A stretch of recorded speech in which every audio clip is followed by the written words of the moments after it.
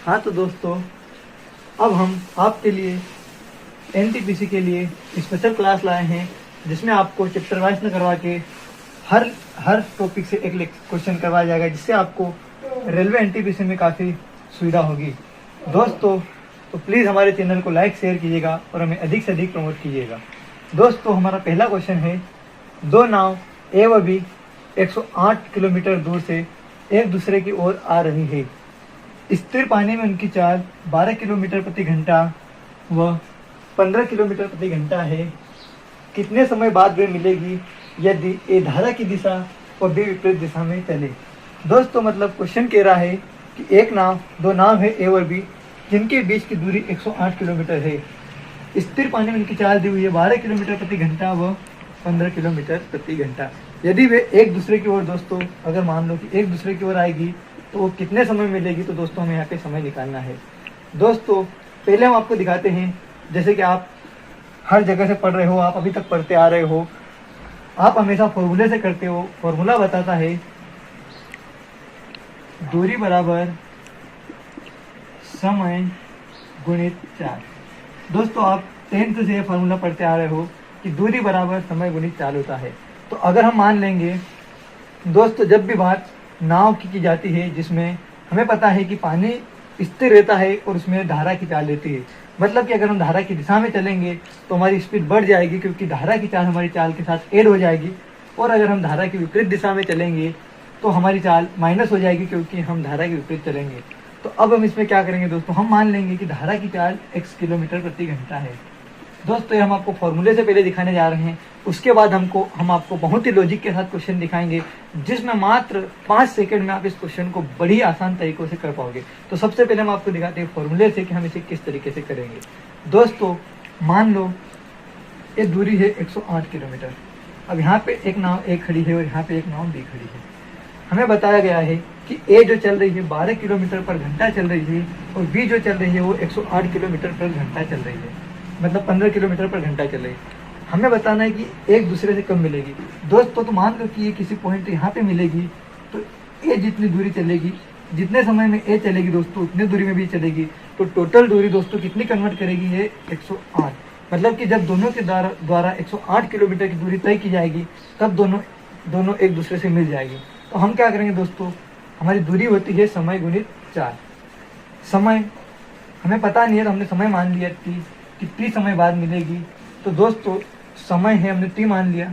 ए की चाल कितनी है दोस्तों, तो ए की चाल है 12 किलोमीटर प्रति घंटा, लेकिन हमें दिया हुआ है कि ए धारा की दिशा में चलेगी और हमने धारा की दिशा मान ली है दोस्तों x। तो मतलब कि ए की चाल हो जाएगी दोस्तों 12 धन x। तो दोस्तों ए कुछ दूरी से तय करेगी, उसके बाद बी भी चलेगी दोस्तों t समय के लिए। अब बी की चाल है दोस्तों 15 किलोमीटर पर घंटा, लेकिन वो विपरीत दिशा में चलेगी, और विपरीत दिशा में चलेगी दोस्तों तो इसकी चाल माइनस हो जाएगी, क्योंकि हम जब भी मान लो कि धारा की दिशा में चलते हैं तो ऐड हो जाती है तो प्लस होता है, लेकिन इसके विपरीत चलते हैं तो माइनस हो जाता है। दोस्तों ये बेसिकली बहुत ही नॉर्मल जीवन से में है, सबको पता है कि जब भी धारा की दिशा में जाएंगे तो ऐड होगा और अपोजिट आएंगे तो माइनस होगा। तो यहाँ पे आ जाएगा दोस्तों 15 माइनस x। दोस्तों जो हमें दिया हुआ है 108 किलोमीटर प्रति घंटा। दोस्तों हम आपको जो दिखाने जा रहे हैं, ये हम आपको दिखा रहे हैं कि आपको बाकी कोर्स कैसे पढ़ा रहे हैं, आप बुक्स में से कैसे पढ़ रहे हो, आप आज तक कैसे पढ़ते आ रहे हो। तो आप इसे पढ़ोगे तो फार्मूले से दोस्तों इस तरीके से होगा।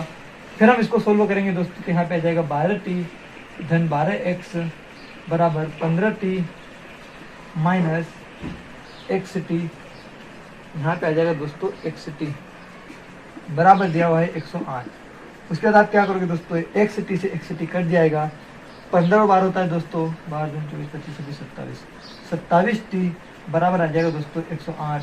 तो यहाँ से दोस्तों t की वैल्यू निकलेगी 108/27, मतलब कि 7/28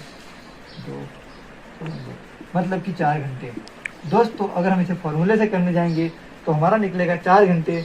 और आप समझ चुके होंगे कि हमने इसे किस तरीके से किया है, क्योंकि दोस्तों दोनों के बीच की दूरी 108 किलोमीटर थी, दोनों अपोजिट चल रही थी। तो ए अगर t समय में यहाँ पे आएगी तो ए भी t समय में यहाँ पे आएगी, मतलब कि दोनों को समय समान लगेगा। अब हमें 108 किलोमीटर चलाना है, तो एक की दूरी हमने प्लस क्यों की है दोस्तों, क्योंकि वो धारा की दिशा में गई है जो हमें क्वेश्चन में दिया हुआ था, और बी में माइनस इसलिए किया है कि वो विपरीत दिशा में गई थी।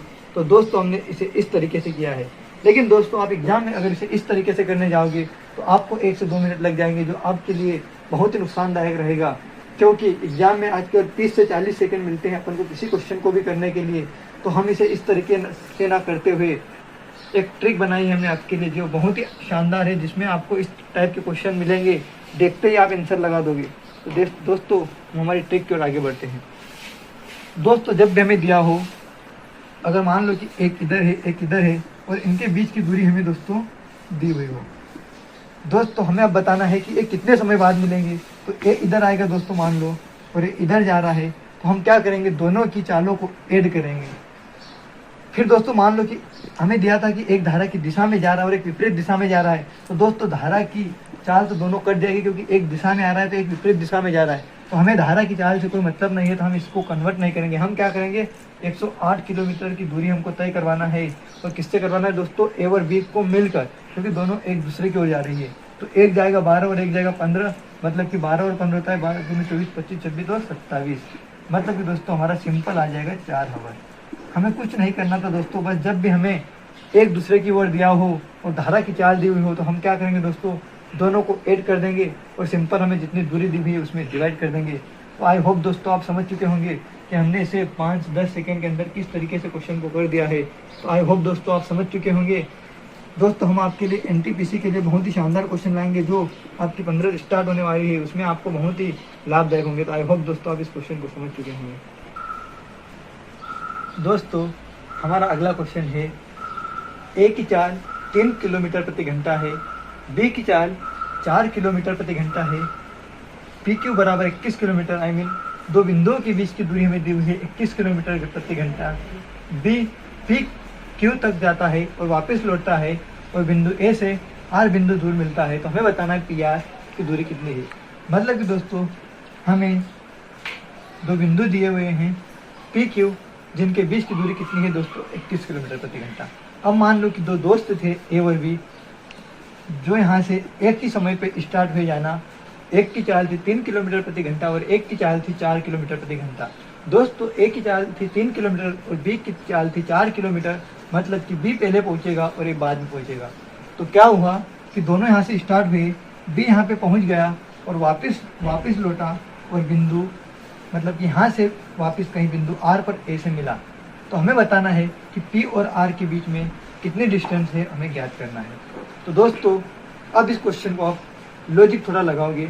हमें यहाँ पे दिया हुआ था स्पीड का रेशियो 3:4, और दोस्तों जब भी डिस्टेंस समान रहती है तो स्पीड और समय एक दूसरे के इन्वर्स होते हैं।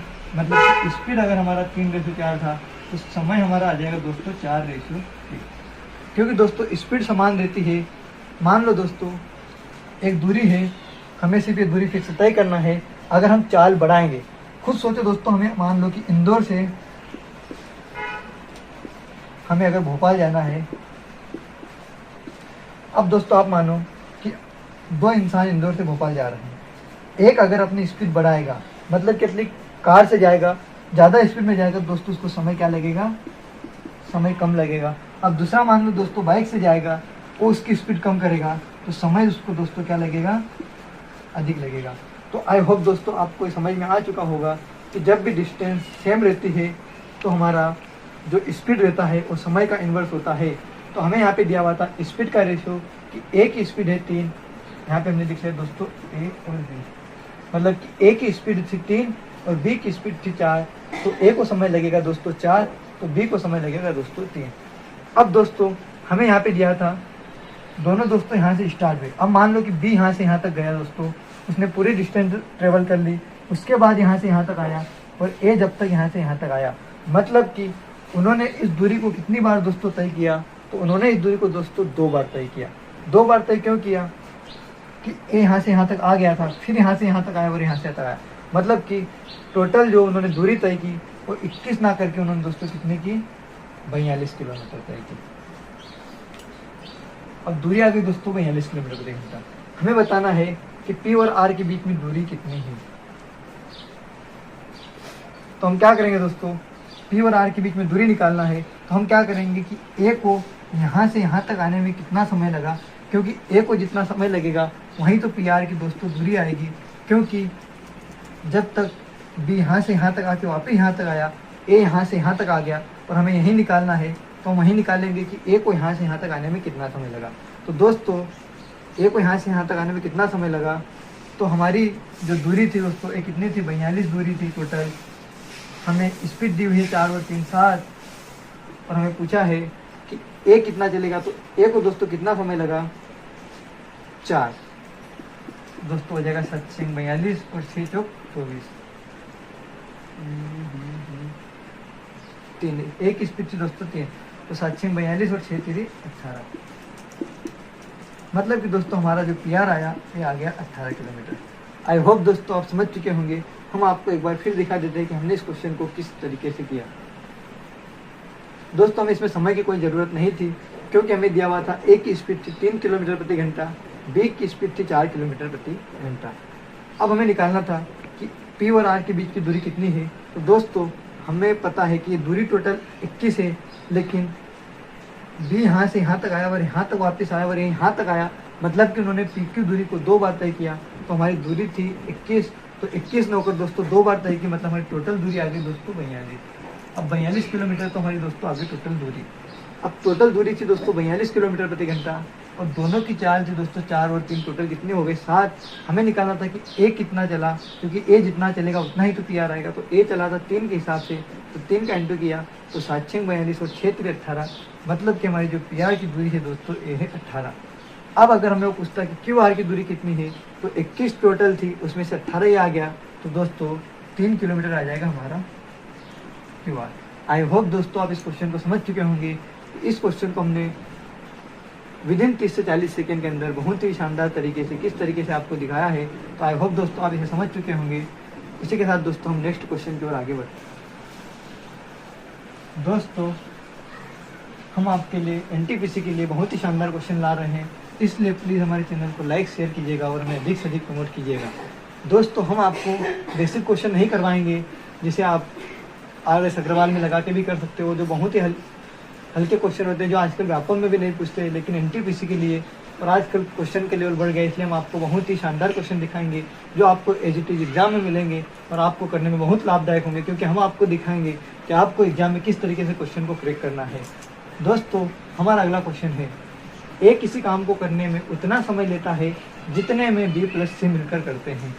ए व B मिलकर 10 दिन में काम पूरा करते हैं तथा C 50 दिनों में करता है, तो B अकेले कितने दिन में करेगा। मतलब कि हमें दोस्तों दिया हुआ है कि ए किसी काम को करने में उतना समय लेता है जितने में B और C मिलकर करते हैं। हमें आगे दिया था कि ए व B मिलकर यदि 10 दिनों में काम पूरा करे तो C उसे 50 दिनों में करे, तो हमें बताना है कि B अगर अकेला उस कार्य को करेगा तो दोस्तों कितने दिन में करेगा। दोस्तों हमें जब भी इस टाइप का क्वेश्चन दिखाया जाए तो हम क्या करेंगे, सबसे पहले हमें जो आंकड़े दिए रहते हैं हम उन्हें कैलकुलेट करते हैं। मतलब कि दोस्तों हमें यहाँ पे दिया हुआ था कि ए व B मिलकर 10 दिनों में करते हैं, क्योंकि दोस्तों अगर हम इसे ऊपर से करने जाएंगे तो ऊपर तो हमें कुछ दिया नहीं रहेगा, हम फालतू में क्वेश्चन को करने में उलझ जाएंगे। इसलिए हमें क्वेश्चन को सबसे पहले कहाँ से करेक्ट करना है, हम क्वेश्चन को वहाँ से तोड़ेंगे जहाँ पे हमें आंकड़े दिए हुए हो, क्योंकि दोस्तों हम आंकड़ों कैसे करते हैं तो हम लाइन बाय लाइन आगे बढ़ते जाते हैं और हम क्वेश्चन को बहुत ही आसान तरीके से कर सकते हैं। जैसे हमें यहाँ पे दिया था कि ए व B मिलकर 10 दिनों में करते हैं, तो हमने सबसे पहले दोस्तों यहाँ पे क्या किया, ए और B मिलकर किसी काम को 10 दिनों में करते हैं। हमें दिया था कि C उसे 50 दिनों में करता है, मतलब कि C अकेला उसे 50 दिनों में करता है। दोस्तों अब हमें इसके अलावा यहाँ पे कोई इन्फॉर्मेशन नहीं दी हुई है। हमें सिर्फ ये दिया हुआ था कि ए जितने दिन में करता है, जितने समय में करता है, उतने समय में B और C मिलकर करते हैं। हमें अब दिया नहीं है, तो हम क्या करेंगे दोस्तों, यहाँ से टोटल वर्क का काउंट करेंगे कि टोटल वर्क क्या था। तो दोस्तों टोटल वर्क हमेशा किस तरीके से काउंट किया जाता है, हमें यहाँ पे जो वैल्यू दी हुई है इनका हम एलसीएम निकालते हैं। दोस्तों एलसीएम निकालने में बहुत से बच्चों को दिक्कत आती है, तो हम यहाँ से एलसीएम किस तरीके से निकालेंगे दोस्तों, हम सबसे पहले देखेंगे कि 10 का फैक्टर क्या होता है। दोस्तों 10 का फैक्टर 10 गुणित 1 होता है, क्योंकि 10 एक कम 10 ही होता है, 50 10 के फाड़े में आता है, मतलब 10 पंजे 50। तो दोस्तों हमारा जो टोटल वर्क निकला 10 × 5 मतलब कि 10 पंजे 50 हमारा टोटल वर्क निकला। अब हम क्या करेंगे दोस्तों, अब हम निकालेंगे एफिशिएंसी कि ए और बी मिलकर एक दिन में कितना काम करते हैं। तो हमें जो इनका कार्य दिया हुआ है दोस्तों, इससे अगर हम इसको डिवाइड करेंगे तो 10 पंजे 50 आ जाएगा दोस्तों यहाँ पे। अब हम क्या करेंगे, ए और बी मिलकर 10 दिन में करते हैं, तो हमें ए और बी की एफिशिएंसी निकालना है कि दोनों मिलकर एक दिन में कितना कार्य करते हैं। तो तो हम 10 से इसको डिवाइड करेंगे, तो 10 से इसको डिवाइड करेंगे दोस्तों, तो यहाँ पे आ जाएगा दोस्तों 0 से 0 जाएगा तो आ जाएगा यहाँ पे 5। अब हम निकालेंगे सी की एफिशिएंसी कितनी है, तो सी से इसको डिवाइड करेंगे, तो दोस्तों सी की एफिशिएंसी आ जाएगी 50/50। दोस्तों ए और बी की एफिशिएंसी है 5 और सी की कार्य क्षमता है 1। एफिशिएंसी मतलब दोस्तों कार्य क्षमता, मतलब कि ए और बी मिल एक दिन में 5 काम करते हैं और सी एक दिन में 1 काम करता है। तो अगर हम देखें कि ए प्लस बी प्लस सी मतलब कि तीनों मिलकर एक दिन में कितना काम करेंगे, तो दोस्तों ए बी और सी की एफिशिएंसी मतलब कार्य क्षमता को जोड़ देंगे, तो दोनों मिलकर 5 और 1 6, मतलब कि दोनों मिलकर टोटल तीनों मिलकर एक दिन में 6 काम करेंगे। अब दोस्तों हमें दिया था कि ए किसी काम को करने में उतना समय लेता है जितने में बी और सी मिलकर करते हैं, मतलब कि बी और सी मिलकर जितने समय में करते हैं उतने समय में ए करता है। मतलब कि हम बी प्लस सी की जगह पे दोस्तों लिख सकते हैं ए, तो दोस्तों ए और ए हो जाएगा 2a बराबर 6, तो ए दोस्तों आ जाएगा 3। मतलब कि दोस्तों ए की जो एफिशिएंसी है, मतलब कि ए एक दिन में जो काम करता है वो काम करता है 3, और हमें दिया हुआ था कि ए और बी मिलकर काम करते हैं 5 दिन में, उसमें से ए की वैल्यू आ गई दोस्तों 3, तो यहाँ से दोस्तों अगर हम देखेंगे तो बी की वैल्यू आ जाएगी 2। अब हमें पूछा था कि अगर बी अकेला कार्य करे तो बी अकेला कितने दिन में करेगा, तो कार्य है दोस्तों हमारा 50 और एक दिन में बी करता है 2, तो टोटल आ जाएगा दोस्तों 25 दिन। मतलब कि बी अगर अकेला कार्य को करेगा तो 25 दिन में कार्य कर लेगा। आई होप दोस्तों आप इस क्वेश्चन को समझ चुके होंगे। दोस्तों आप समझ सकते हो कि हमने बड़े से बड़े जो कि बहुत ही टफ क्वेश्चन है उनको किस तरीके से आपको दिखा रहे हैं विदिन 30 से 40 सेकेंड के अंदर करना, और हम आपको हर क्वेश्चन में क्रैक करना सिखाएंगे। दोस्तों हम आपको टॉपिक वाइज भी पढ़ा सकते हैं, लेकिन हमारे पास अब 60 दिन ही बचे हैं, इसलिए हम मॉक टेस्ट जैसे हर टॉपिक के क्वेश्चन लिखेंगे जिसमें आपको बताएंगे कि क्वेश्चन को कहाँ से क्रैक करना है, किस तरीके से एग्जाम में करना है, जिससे आपका रिजल्ट बहुत ही अच्छा रहे। तो आई होप दोस्तों आप इस क्वेश्चन को समझ चुके होंगे। हमने क्वेश्चन को कहाँ से क्रैक किया दोस्तों, जो हमें आंकड़े दिए हुए थे उसके बाद दोस्तों हमने उसको बहुत ही शानदार तरीके से जो क्वेश्चन में दिया हुआ था उसके हिसाब से कर दिया। दोस्तों हम आपको एक बार और एक्सप्लेन करके दिखा देते हैं। ए और बी मिलकर करते हैं दोस्तों 10 दिन में, सी करता है 50 दिन में, दोनों का एलसीएम निकला दोस्तों 50, 10 से 50 को डिवाइड किया तो 5 आया, मतलब कि ए और बी की एफिशिएंसी 5, और इसमें से इसको डिवाइड किया तो सी की एफिशिएंसी आ गई दोस्तों 1। उसके बाद हमने क्या किया दोस्तों, ए बी और सी तीनों की एफिशिएंसी निकाली, तो 5 और 1 हो गई सी, और हमें एग्जामिनर ने दिया था कि ए उतने समय में करता है जितने में बी और सी, मतलब कि बी और सी पे हम लिख सकते हैं दोस्तों ए, तो ए और ए हो जाएगा दोस्तों 2a, और 2a की वैल्यू हमें दी हुई थी 6, तो ए क्या आ जाएगी 3। जब ए की वैल्यू हमारे पास 3 है दोस्तों, तो 5 में से हमने 3 को घटाया तो हमारी बी की वैल्यू आ गई दोस्तों 2, तो टोटल वर्क में हमने बी की एफिशिएंसी से डिवाइड कर दिया, तो हमारा डी आ गया दोस्तों 25। आई होप दोस्तों आप इस क्वेश्चन को भी समझ चुके होंगे। दोस्तों हमारा अगला क्वेश्चन है मिश्रण पर आधारित।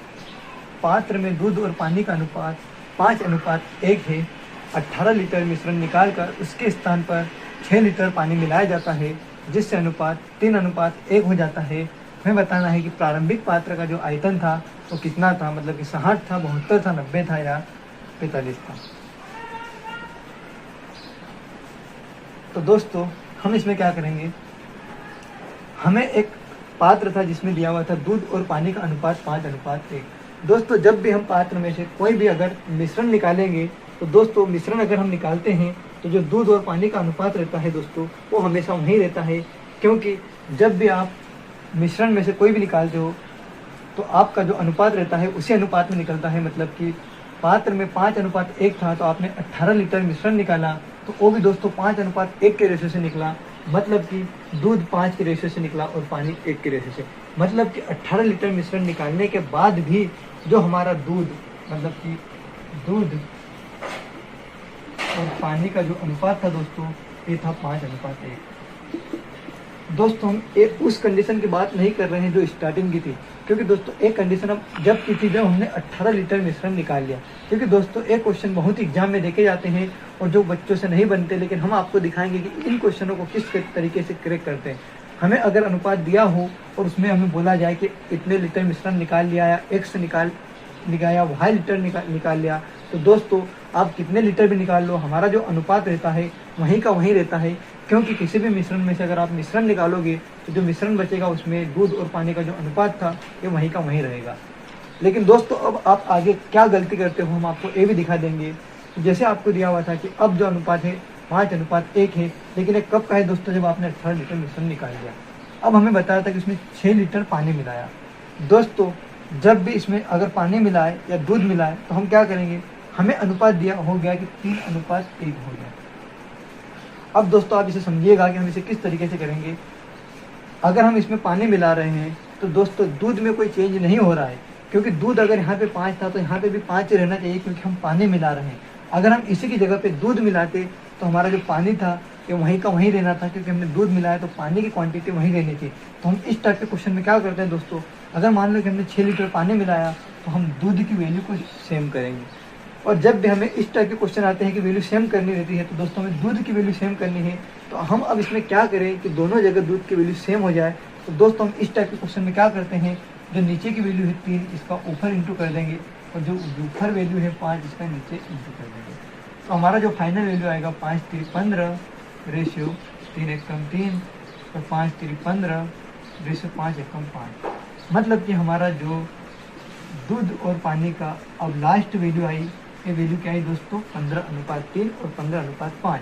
मतलब कि पहले दूध और पानी 15:3 में था, 6 लीटर पानी मिलाने के बाद अनुपात हो गया 15:3। दोस्तों हमने यहाँ पे देखा कि हमारा पहले पानी था 3 लीटर, अब हो गया 5 लीटर। मतलब हमने कितने लीटर मिलाया दोस्तों 2 लीटर। लेकिन एग्जामिनर हमें बोल रहा है कि हमें तो 6 लीटर मिलाना था। तो हम अब क्या करेंगे, हम भी 6 लीटर मिला देते दोस्तों। मतलब कि हमको 2 लीटर मिलाया था लेकिन एग्जामिनर ने हमें 6 दिया है, तो कितने गुना है दोस्तों 3 गुना। अब दोस्तों क्या गलती होती है बच्चों से हम आपको बताते हैं। अब जो 3 गुना आ गया तो हमें पूछा था कि प्रारंभिक आयतन क्या है, तो बहुत से बच्चे इसको निकालते हैं, लेकिन हमें इसको नहीं निकालना है, क्योंकि हमने 18 लीटर निकालने के बाद अनुपात निकाला था। तो हम क्या करेंगे दोस्तों, बाद का निकालेंगे कि बाद में दूध और पानी कितना है। तो हमने देखा कि 15 लीटर दूध था, 5 लीटर पानी था, मतलब कि टोटल हमारा जो आयतन था वो कितना था दोस्तों 20। लेकिन दोस्तों 20 तो हमारे अनुसार था, लेकिन हमें 3 गुना करना पड़ेगा, क्योंकि जो हमने 2 लीटर मिलाया उसके अनुसार 6 था, मतलब कि 3 गुना वैल्यू है। तो हम इसको भी दोस्तों 3 गुना कर देंगे, मतलब 20 या 60। दोस्तों अब बहुत सारे बच्चे क्या करेंगे, जल्दबाजी में 60 आंसर कर देंगे, लेकिन इसका आंसर 60 नहीं आएगा, क्योंकि ये जो 60 लीटर निकला है ये अब का आयतन निकला है, मतलब बाद का आयतन निकला है कि बाद में जो पात्र में दूध और पानी था वो 60 लीटर था। लेकिन हमें निकालना है कि प्रारंभिक में कितना था। फिर अब दोस्तों हम क्या करेंगे दोस्तों, उसके बाद हम क्या करेंगे, जैसे हमारे 60 आ गया तो अब हम क्या करेंगे, हमने 6 लीटर दोस्तों मिलाया था और 18 लीटर निकाला था दोस्तों। जैसे बाद में 60 था, अब मान लो कि हमें पता नहीं है कि पहले कितना था, तो हम मान लेते हैं कि पहले अगर 1 रहा होगा, इसमें से दोस्तों हमने 18 लीटर निकाला। उसके बाद हमने दोस्तों क्या करा, 6 ऐड करा।